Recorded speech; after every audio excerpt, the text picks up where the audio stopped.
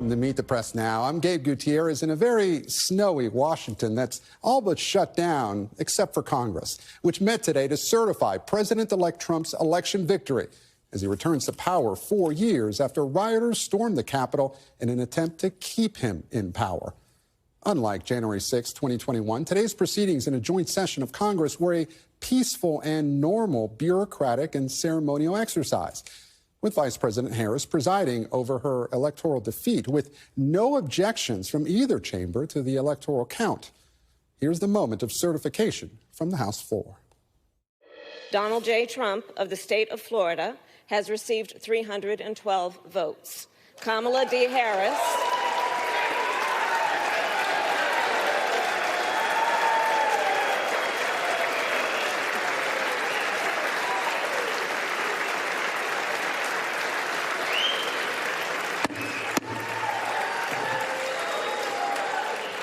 Kamala D. Harris of the state of California has received 226 votes.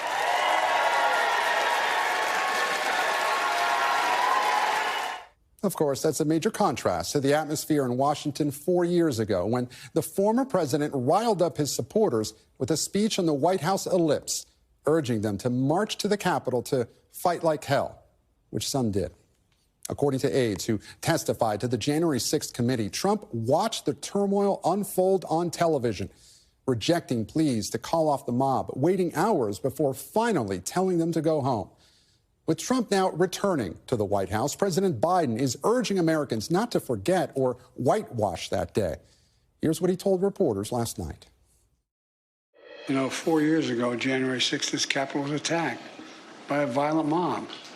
If you come over to the Oval before I leave, I'll show you the room that the former president sat in for 3.5 hours watching what was going on television, a small dining room off the Oval Office. And our democracy is really literally put to the test. And thankfully, our democracy held.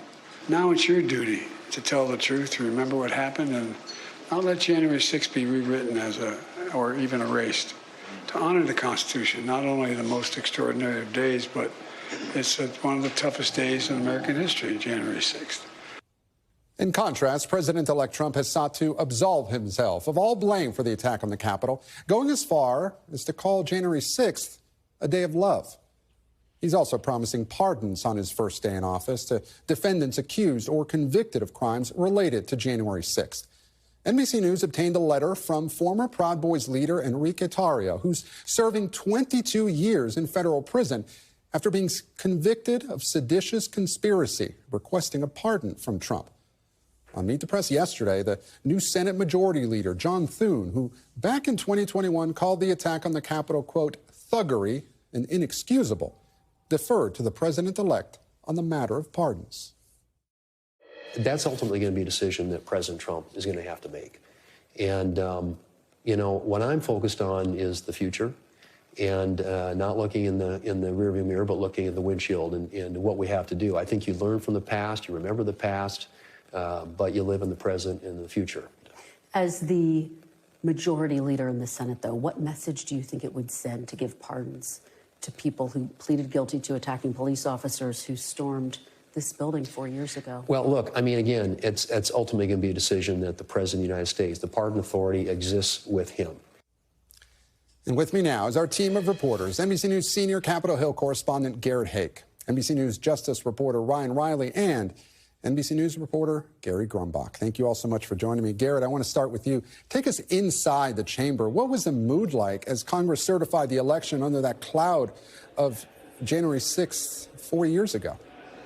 Yeah, I think the memory of what happened here 4 years ago was still present, Gabe, in part because of the layers of security members had to go through just to get into the chamber. The fence is back up outside the Capitol, something that didn't exist 4 years ago, but it was constructed after the fact. There was an enormous police presence here inside the complex as well, with officers from as far away as New York City here to supplement the Capitol Police and the security that they have been planning for essentially around this moment for years.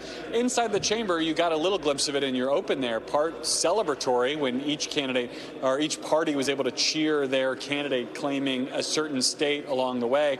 And I think a little bit of Democratic side, a little bit of kind of ruining what could have been and what was in that chamber. You heard a little bit of dampened enthusiasm from the Democrats, certainly compared to Republicans. And there was that one awkward moment where the vice president announced Donald Trump's vote total of 312. A huge cheer from Republicans. She just had to sort of wait a minute to announce her own vote total. I think a moment of reflection for Democrats about what might have been 4 years ago and what might have been this November to now. Yeah, Garrett, let's pick up on that. You know, as we saw, the vice president presided over that certification, and that's the same role, of course, that Vice President Mike Pence played as rioters called for him to be hung 4 years ago. Even after losing the election, how does Harris view her role today?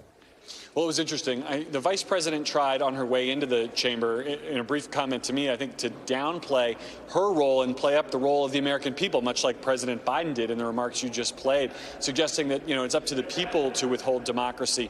Afterwards, she spoke very briefly to reporters and suggested she was doing her constitutional duty and that, yes, this is now on us. Listen to what she said when this was all over today.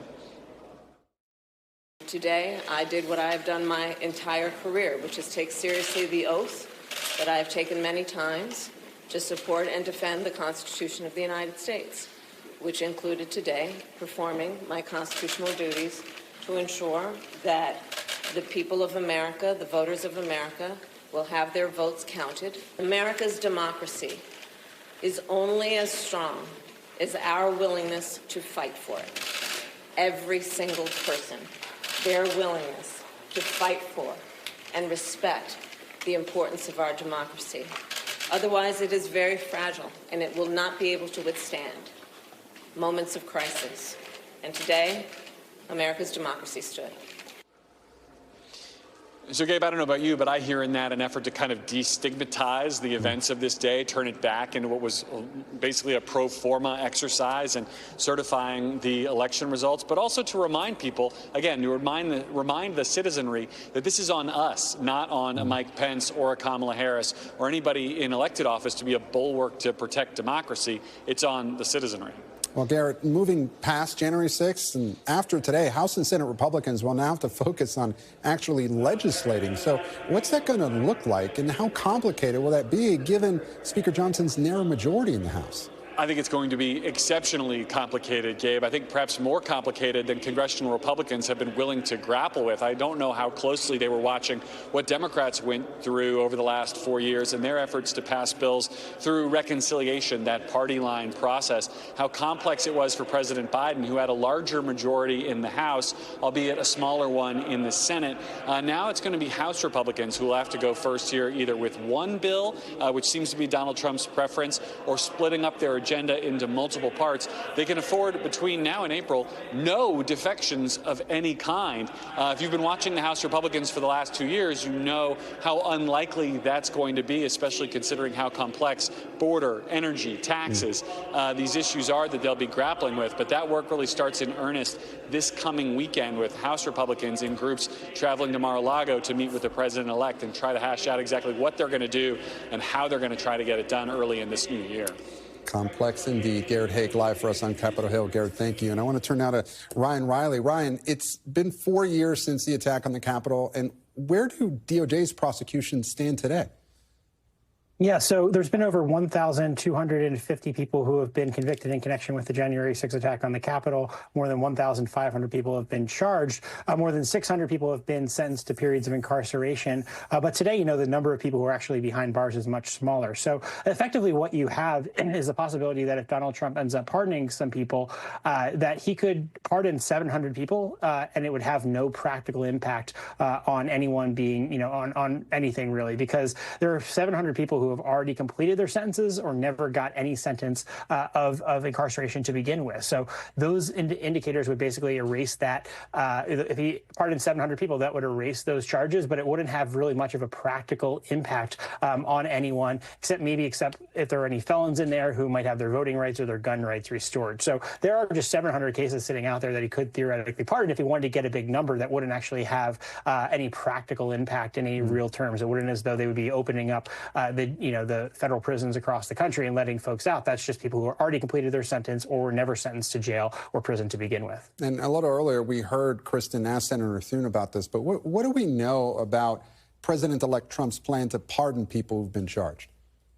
Yeah, so I've been talking to a bunch of the January 6th lawyers about this, and what's clear is that there's really no structure in place for any of this. And I think the category of people who are talking to Trump about this is pretty small. He's obviously got a lot on his plate right now. There's a whole government to set up, so this might not necessarily be the priority, but he's made clear that he wants to send a message about this in the coming days. So I think those 700 could be, maybe something to look at, because that would certainly convince a lot of his supporters that he cared a lot about this, but it actually wouldn't have that much of a practical impact, and any backlash on him wouldn't really be much, because there wouldn't really be that much of an impact, practically speaking. It would just be sending a signal, basically saying that you're pardoning these 700 people. And of course, in the mix there, and it depends what Democrats end up doing, but even if he were to pardon those 700 people, what Democrats could do is pick out, say, hey, the child molesters that were in there, that's not what he'd be pardoning them for. But there have been people convicted of awful other crimes who are also convicted of January 6 offenses that they could pick out and sort of, make an issue out of and really lean into if they chose to do that. But,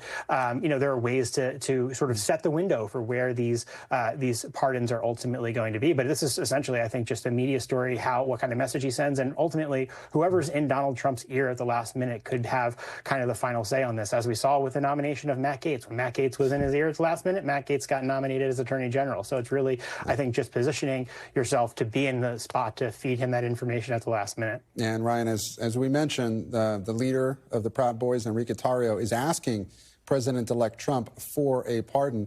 He'd received one of the more serious sentences. So what are you hearing from his lawyer?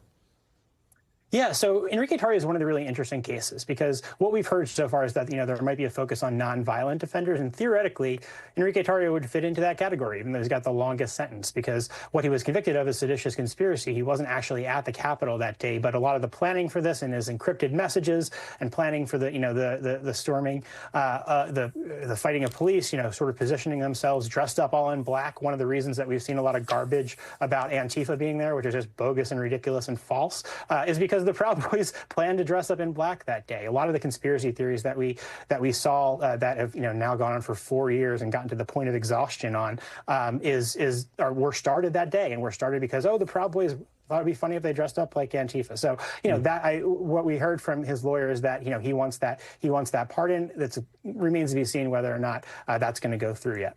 Ryan Reilly, our Justice reporter. Ryan, thanks so much. I want to turn now to Gary Grumbach out in the elements. Gary, we heard Garrett refer to lawmakers having to go through a lot of security to even get to the Capitol.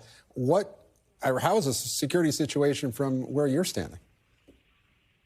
Hey there, Gabe. Yeah, security has been incredibly tight throughout the day, and there have been zero reported incidents, zero reported arrests related to the certification of election results this year. Certainly a far cry from what we saw 4 years ago. And we've seen, just been out here all day, we've seen 2 or 3 people with some signs about Donald Trump, but nothing more than that. And there's several reasons for that, of course. One could be the 7 inches of snow that is currently falling here in Washington, D.C. But 2 is because it's a national special security event now, the first time this event has ever had that designation. And what that means is what you can see behind me here, which is the fencing, the 9-foot non-scalable fencing, the bike racks here. We're about several football fields away. That's as close as we can get to the Capitol building right now, being on the outside of it.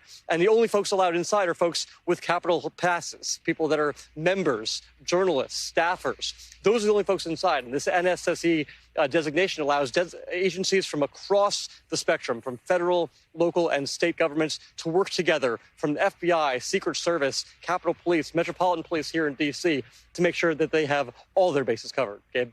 Gary Grumbach out in the elements for us. Gary, stay warm. Thank you. Thanks for watching. Stay updated about breaking news and top stories on the NBC News app, or follow us on social media.